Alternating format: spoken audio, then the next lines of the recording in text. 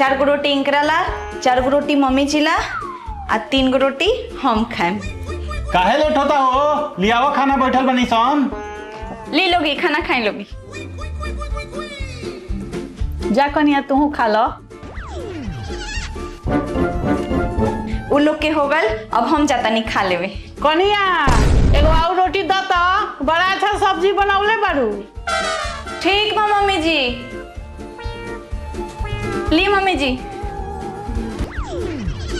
अब 2 गो रोटी बचल बा, चलो 2 गो भूख रखा हमर। ए हो, हम लोग के 2 गो रोटी दे दो, बहुत अच्छा सब्जी बनैले बारू। ठीक बा लियाओ तनी। जा 2 गो रोटी दे देम तो हमारा लगा बची। अब अपना ला आटा साने के पड़ी। छोड़ो, अपना ला आटा के सानी, दूधे पी के सूत जाए। खाना बड़ा अच्छा बनले रहलू।